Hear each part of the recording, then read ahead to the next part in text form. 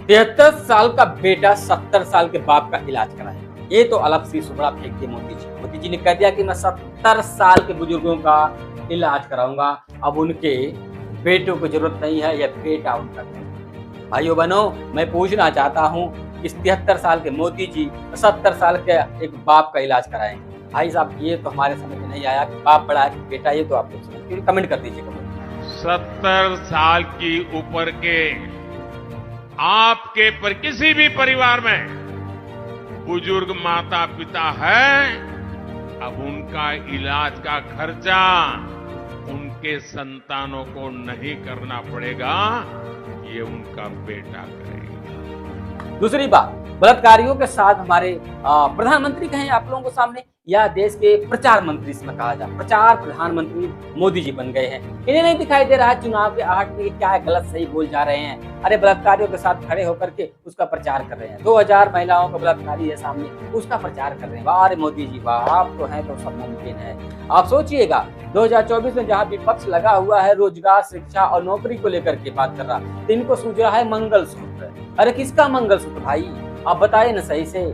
जो एक डायलॉग है, एक चुटकी सिंदूर की कीमत कौन जानता है। मोदी जी आप अच्छी तरह से जानते हैं। दूसरी बात, आप देश की गरिमा और प्रधानमंत्री की जो गरिमा है उसको तार तार जरूर कर रहे हैं, क्योंकि इस समय जिस प्रकार आप, या तो आपके अंदर एकदम पूरी तरह से धृष्टराज वाली भावना बैठ चुकी है, आपके मानसिक पर एकदम धृष्टराज का विचार बैठ चुका है कि दुर्योधन गलत है फिर भी साथ उसी का देंगे। आपके साथ बलात्कारी बैठे हुए हैं जिसका प्रचार कर रहे हैं, आपके साथ भ्रष्टाचारी बैठे हुए हैं उनका प्रचार कर रहे हैं। और दूसरी बात, जो विपक्ष है उसे आप जेल में डाल दे रहे हैं। कौन सा न्याय फान करके आप देश के प्रधान प्रचार मंत्री जी, ये क्या फान दिए हैं आप?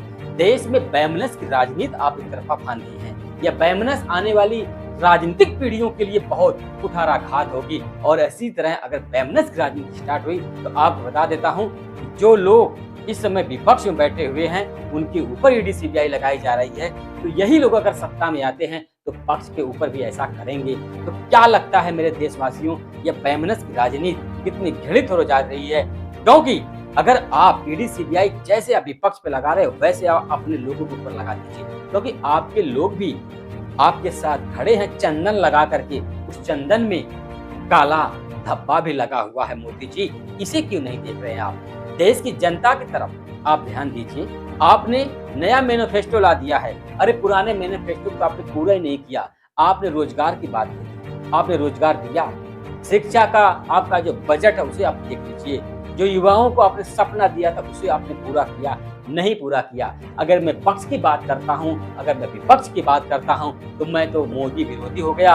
अगर मैं इंडिया गठबंधन की बात करता हूं तो मैं कांग्रेसी हो गया। मेरे भाइयों बहनों, आप लोग समझिए, यह देश ना कांग्रेस के अंडर चला है, न यह देश बीजेपी के अंडर रहेगा, क्योंकि यह देश है 140 करोड़ देशवासी यानी भारतवासियों का।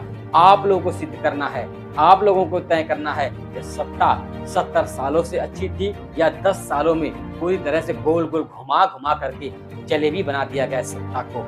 यानी जिस प्रकार से आप बताते कि सत्ता चल रही है, देश का वह बुजुर्ग इस समय जो गांव में बैठा हुआ अपने बेटे की कमाई से 2 रोटी सुकून से खाता था और अपना घर देखता था, आज उसे मजबूर होकर के सड़कों पर बीड़ी तंबाकू बेचने के लिए मजबूर कर दिया सरकार। यानी महंगाई चरम पर बढ़ गई है। आप लोग समझिएगा, जहां महंगाई बढ़ रही है वहीं हर व्यक्ति के ऊपर कर्ज भी बढ़ता जा रहा है, जिम्मेदारी बढ़ती जा रही है। और एक युवा इस समय बेरोजगारी की जो दर है वो बढ़ती जा रही है। भुखमरी गई भाड़ में, क्योंकि उसे कोई बात नहीं करना है। देश में युवाओं को जरूरत है रोजगार, और वो रोजगार अब कैसे मिलेगा?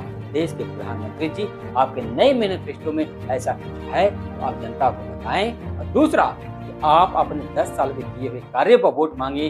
अब खत्म हो गया पुलवामा, खत्म हो गया पाकिस्तान, खत्म हो गया राम मंदिर, खत्म हो गया अयोध्या, अब कश्मीर भी खत्म हो चुका है, क्योंकि जनता समझ चुकी है।